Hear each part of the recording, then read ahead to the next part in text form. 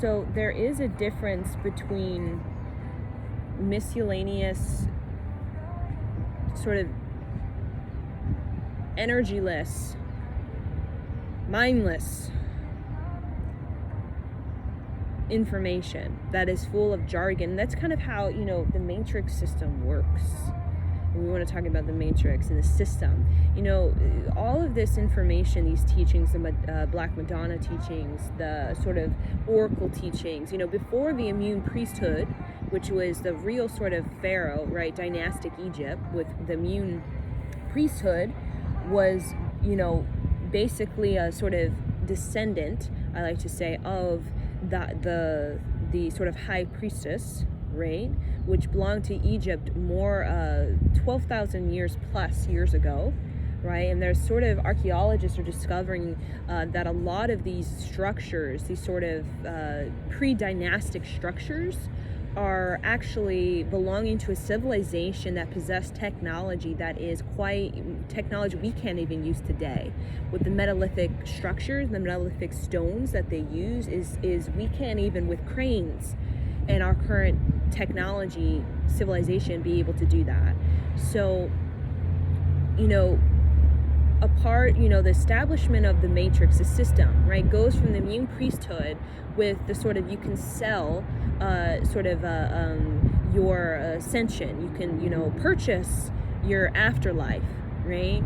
So, with the weighing of the heart, right, you could literally give the immune priests sort of precious material, right, that would basically, you could buy your ticket into the afterlife, right? You could buy your ticket into the ascension, right, where you can, you can buy your clearing of karma, right? And we know today that doesn't work, right? You cannot buy your sort of clearing of karma. It's only you with you. So that's kind of the first, I think, of the real first sort of scrambling of information that happened, because there were original teachings 12,000 years ago, probably in a matriarchal civilization with, technology that is quite, even we can't even grasp our head around this sort of technology that is seen in ancient Egypt with these massive monolithic structures. And these tools that they use was not what we think of sticks and ropes and just kind of hitting at rock with a stone and just kind of chiseling, right? They had diamond technology, diamond laser technology that we today, I don't even think we know how to necessarily use that to cut through granite or cut through really, really tough rock that's not easy to just kind of cut through. So that is pure evidence that, there's a deeper layer to ancient Egypt that has dynastic Egypt basically on top of it, right? So all of this is evidence to the sort of immune priesthood beginning in the dynastic Egypt, sort of a descendant of the high priestesses, right, of pre-dynastic Egypt. And the scrambling of information has a lot to do with the as we see in our current society, the withholding, the discriminating, the hoarding of it. Precious information is a part of a slave society, right? And there are beings who created this slave society, right? So where you see the oligarchs, we call the 1%, the oligarchs are, this high, the sort of given permission and access to everything, right? So, there's different systems that have been on this planet. It's not always a slave system, right? And the slave system is not so much you're a slave to whatever oligarch that oversees everything, right, and has their hand in almost every sort of corporation, industry. We're talking about you're slave to your own mind. Because with information that gives you clarity, inspiration, and information that gives you energy, you can be quite creative And you can be the individuals that actually invent technology, invent new culture, invent new science, right? Because a lot of these Renaissance and these individuals like Nikola Tesla, they were just complete average people. You know, they were not oligarchs. You know what I'm saying? So a lot of the people that create these massive waves of advancement or progress or discovery, either it be art or science, are quite have a sort of sovereignty of the mind, and that's why they're able to access this. But when we have that slave mentality, what happens is we deplete all our energy.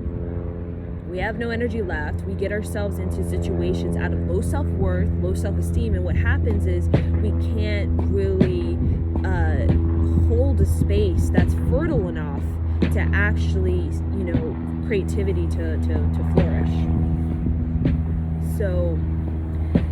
So the information, you know, we're in an information age, but we're also in a saturated information age where a lot of the information is going to be complete hogwash, complete jargon, just doesn't make any sense, it's mindless, it's just random, it's meaningless.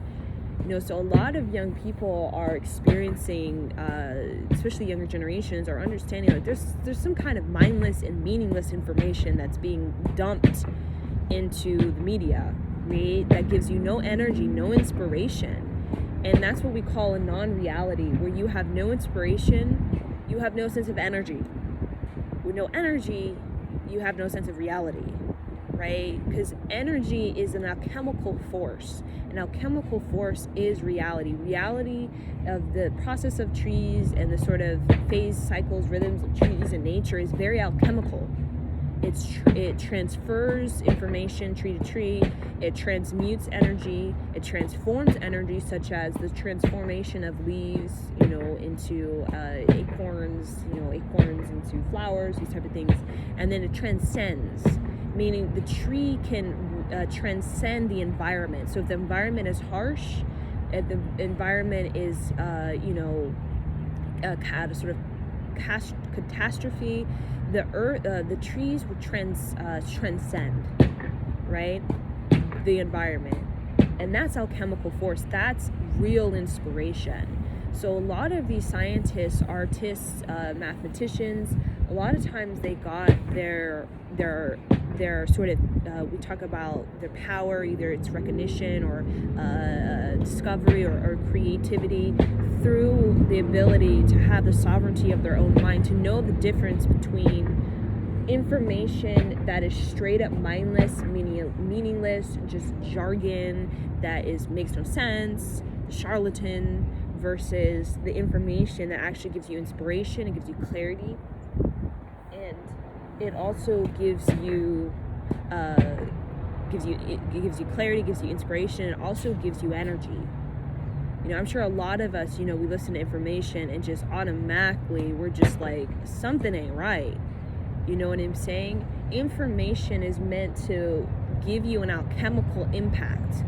It's meant to, you know, penetrate you in a way where it opens the mind, not confines and traps and slave of the mind. So a lot of information, pretty much from 12,000 years ago onward, you know, in the dynastic Egypt, a lot of the information has been designed to be very complicated, more so than what is necessary, right? So the more complicated the information is, the less likely you are to really decipher and to really get to the original information, right? So a lot of the teachings, even of the Bible, you know, there's an original source, right? Because we didn't really have the printing press until the 1800s. So before that, there was probably a long period of just oral tradition, right?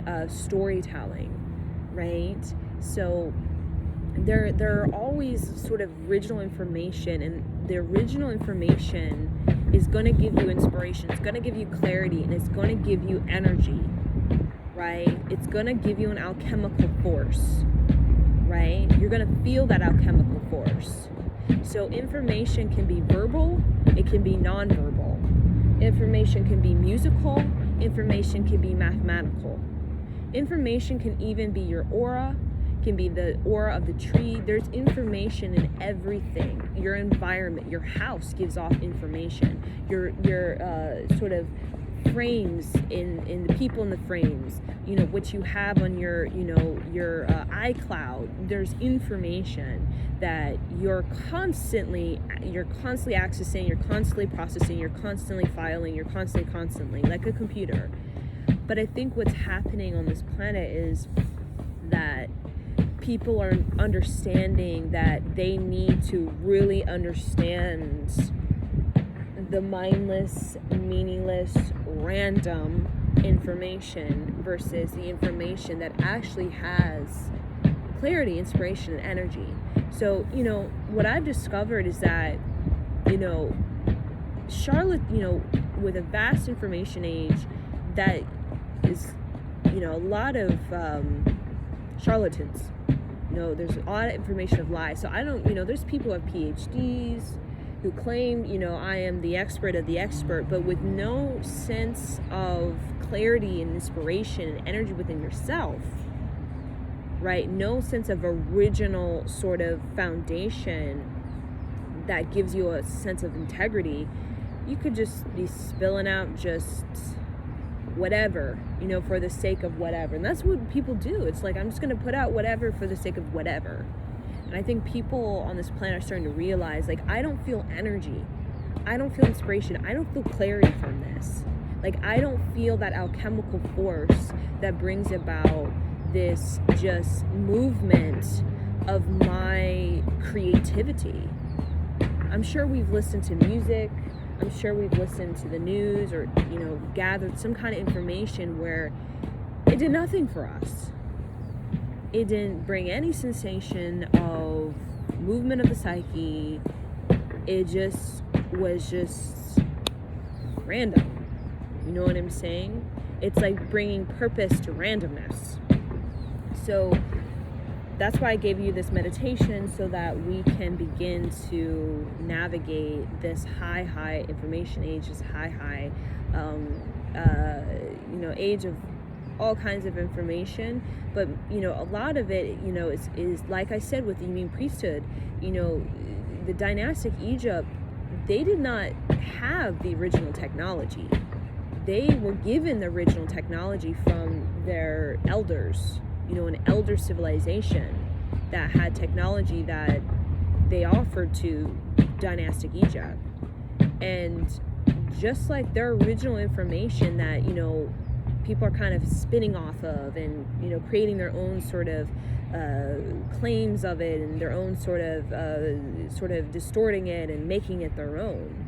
So to know original information is really just to know your own intuition, because you're great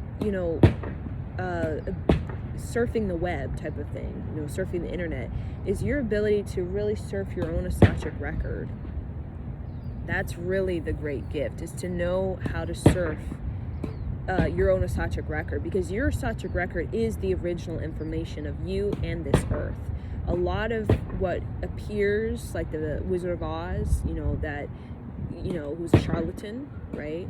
A fake, a hoax, magic show, that's what's going on. So really, the individuals who know how to transurf their own Akashic record, their own library, their own soul's library, are going to be the ones who know how to know the original information versus information that unfortunately designed to create the slave mind thing for I don't know, oligarch type of agendas that are designed in a sort of work slave society for thousands of years ago, as a way to keep the sort of distribution of wealth controlled. When you have control of the distribution of wealth, you have basically the power. If you have control over the distribution of wealth, you have the power, right? And that power, you can use it for your own agenda. And, you know, whatever created this was wanting access to this planet and the planet's resources. So this probably goes beyond just human beings. This is probably like extraterrestrials that wanted access to this planet, but they knew that in order to get access, they had to create a system where these oligarchs, these elites, or whatever you want to call them, they basically can control the distribution of wealth. So that also controls the careers, the education, the salary, the cost of living, everything, right?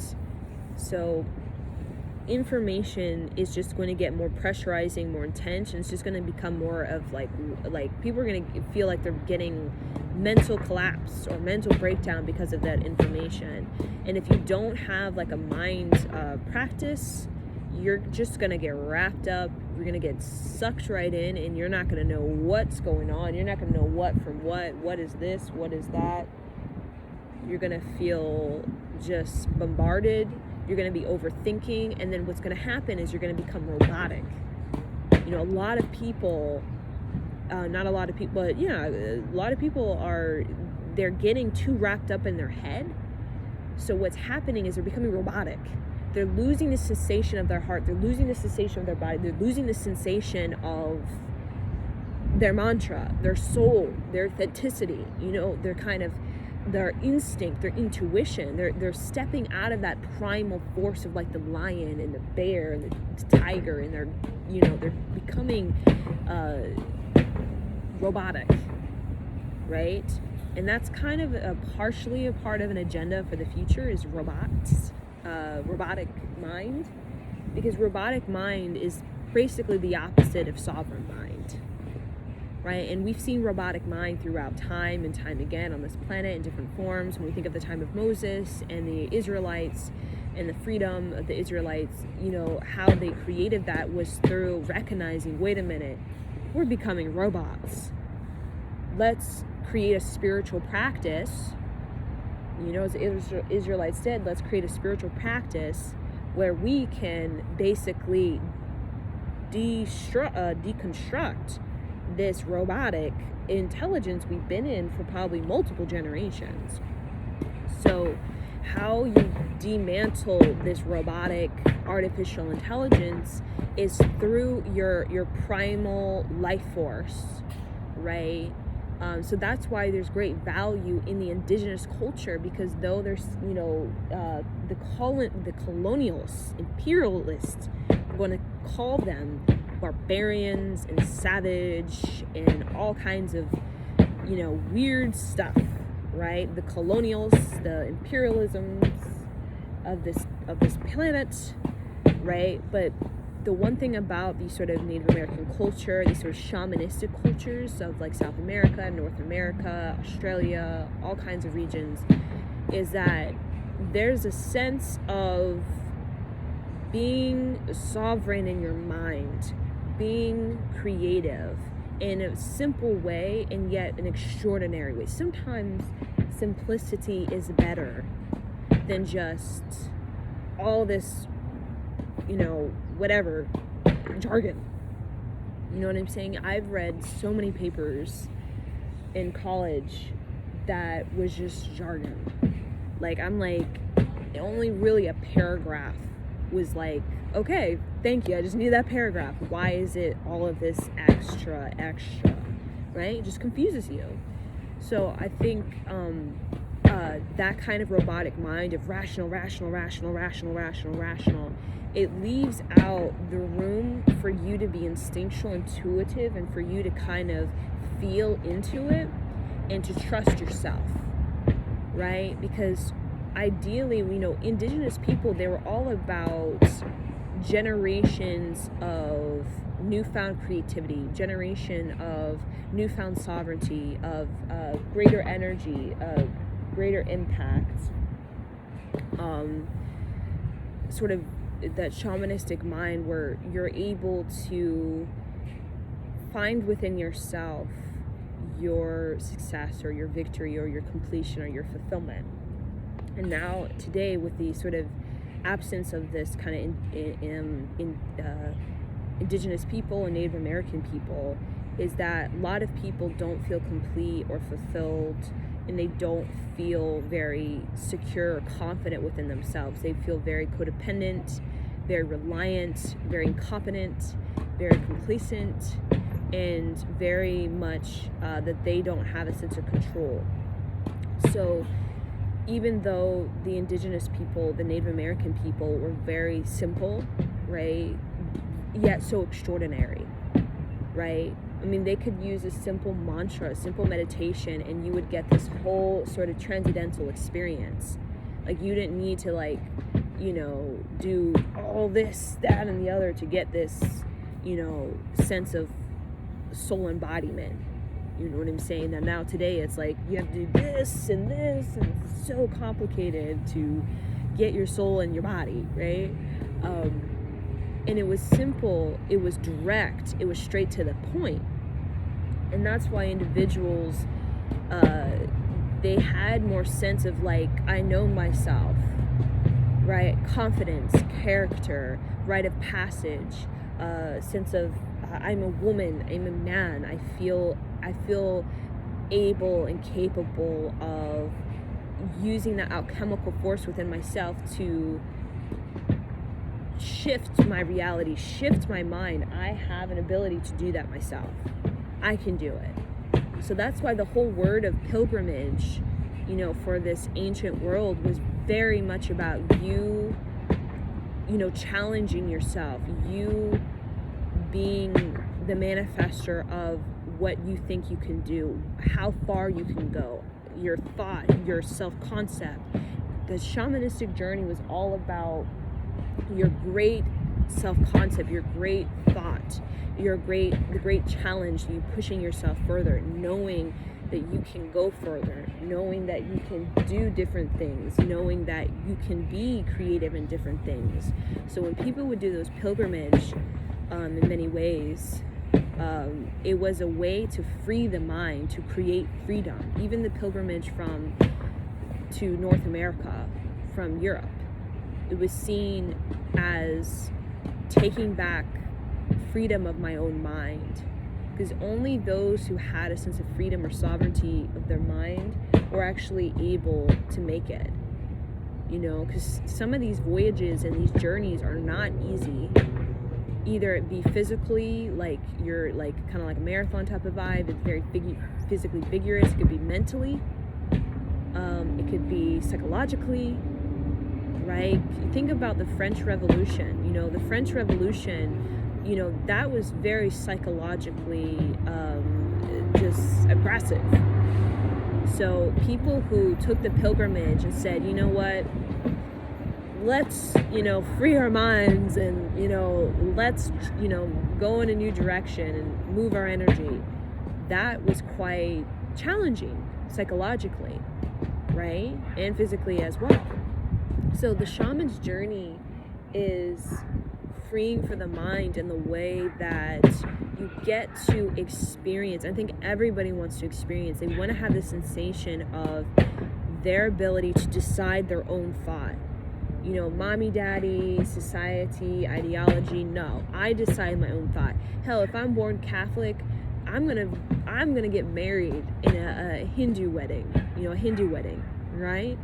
So there's a sense of I am the composer. I am the one. Not, you know, this is the one, that is the one, and, you know, I just pray that, you know, I am the one, right? So that gives you a sense of accountability, responsibility, and it also gives you a sense of time is precious. Let me just do it. Let me go for it. Let me really, really create the mind I want, the body I want, the spirit I want, whatever it is. And that is why, you know, that shamanistic mind is able to really be more liberated, right? Because even though the culture seems very simple compared to our, you know, colonialist type of American dream, but there's a sense of liberation that, you know, this American dream doesn't necessarily have, right? I mean, people may feel liberated because they got retirement, they got vacation, but what is that? Like, your whole life is just, you don't feel liberated until vacation, until retirement. So, you know, that's it. We think that liberation is only you can only have it when you're only a short amount of time in the year, right? Like, liberation is only, you know, 2 hours of the day. But in the shaman mind, every moment was programmed and trained yourself. Every moment is an liberation, a moment of liberation, or opportunity of liberation. So, you know, with the shaman's mind and the indigenous people, the Native American people, it was like the challenge, the blessing was to be liberated. So I think that's why a lot of young people are, you know, wanting to get high, and, you know, ayahuasca ceremonies, and, you know, smoking weed, and, you know, to get that state that I want to be liberated consistently, not just, you know what I'm saying? I want to get out of the trap, or the you know, whatever, slave of my mind.